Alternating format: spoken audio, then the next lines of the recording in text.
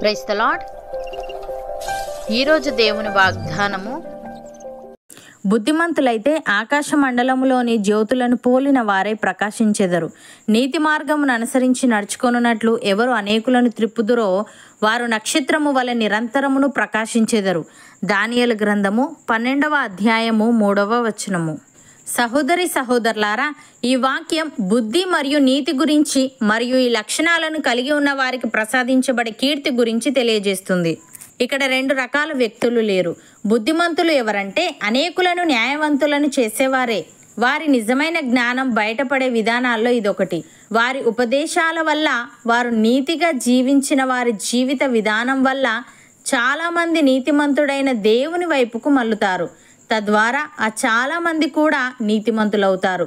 ఇలాంటి వివేకవంతమైన నీతివంతమైన జీవితాన్ని జీవించే వారికి దక్కబోయే శాశ్వత ఫలం గురించి చిన్న సూచన మాత్రమే ఈ వచనంలో కనిపిస్తుంది. మరియు ఇక్కడ నీతి అనేది నైతికంగా మరియు దేవుని చిత్తానికి అనుగుణంగా ఉండడాన్ని సూచిస్తుంది. బైబిల్ అంతటా నీతి అనేది దేవుని ఆజ్ఞలకు విధేయత చూపడం మరియు ఆయనకు నచ్చే జీవితాన్ని గడపడం అని తెలియజేస్తుంది. భక్తుడు ఈ విధంగా అంటున్నాడు: ధనమును నమ్ముకొనువాడు పాడైపోవును, నీతిమంతుడు చిగురాకు వలె వృద్ధి నొందుదురు. తన ఇంటి వారిని బాధపెట్టువాడు గాలిని స్వతంత్రించుకొనును, మూఢుడు జ్ఞాన హృదయులకు దాసుడగును. నీతిమంతులు ఇచ్చు ఫలము జీవవృక్షము, జ్ఞానము గలవారు ఇతరులను రక్షించుదురు అని. ప్రియులారా, చెడ్డవారిని చూచి వ్యసనపడకుడి, దుష్కార్యములు చేయువారిని చూచి మత్సరపడకుడి. వారు గడ్డి వలనే త్వరగా ఎండిపోవుదురు, పచ్చని కూర వలనే వాడిపోవుదురు. యెహోవా యందు నమ్మిక ఉంచి మేలు చేయుడి, దేశమందు నివసించి సత్యమును అనుసరించుడి. యెహోవాను బట్టి సంతోషించుడి, ఆయన మీ హృదయ వాంఛలను తీర్చును. మీ మార్గమును యెహోవాకు అప్పగించుడి, మీరు ఆయనను నమ్ముకొనుడి, ఆయన మీ కార్యము నెరవేర్చును. ఆయన వెలుగును వలె మీ నీతిని, మధ్యాహ్నము వలె మీ నిర్దోషత్వమును వెల్లడిపరచును.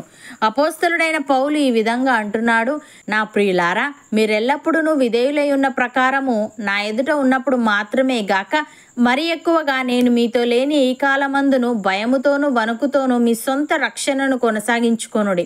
ఎందుకనగా మీరు ఇచ్చయించుటకును కార్యసిద్ధి కలుగజేసుకొనుటకును తన దయా సంకల్పము నెరవేరుటకై మీలో కార్యసిద్ధి కలుగజేయువాడు దేవుడే.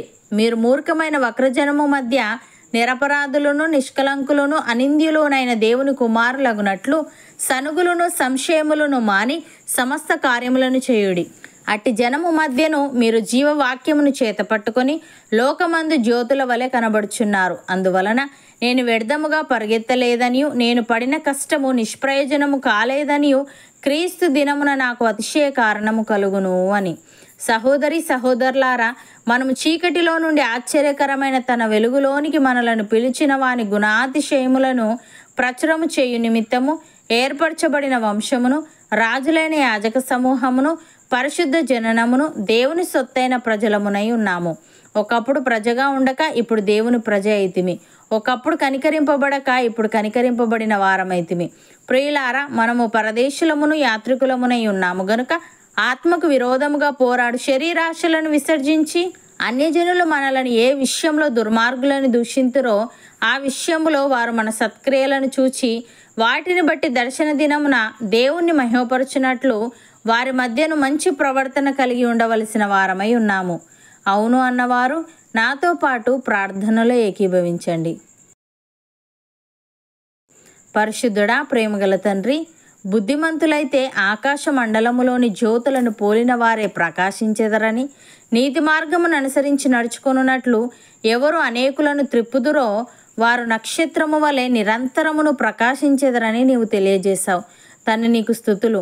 దేవా, మేము నీతిగా జీవిస్తూ అనేకులను నీతి మార్గం వైపుకు నడిపిస్తూ నిత్యము నీ ఎదుట ప్రకాశించే వారంగా ఉండుటకు సహాయము దయచేయమని, మేము చీకటిలో నుండి ఆశ్చర్యకరమైన నీ వెలుగులోనికి మమ్మను పిలిచిన నీ గుణాతిశయములను ప్రచురము చేయుచు, ఆత్మకు విరోధముగా పోరాడు శరీరాశలను విసర్జిస్తూ, అన్యజనులు మమ్మను ఏ విషయంలో దుర్మార్గులను దూషింతురో ఆ విషయంలో వారు మా సత్క్రియలను చూచి వాటిని బట్టి దర్శన దినమున నిన్ను మహిమపరచునట్లు వారి మధ్య మంచి ప్రవర్తన గలవారై ఉండుటకు కృపచూపమని, మేము మూర్ఖమైన వక్రజనము మధ్య నిరపరాధులమును, నిష్కలంకులమును, అనింద్యులమునైన నీ కుమారుల మగునట్లు సనుగులను, సంశయములను మాని సమస్త కార్యములను చేసే ఆత్మీయత మాలో ప్రతి ఒక్కరికి దయచేయమని యేసుక్రీస్తు నామమున ప్రార్థిస్తున్నాము తండ్రి. ఆమెన్.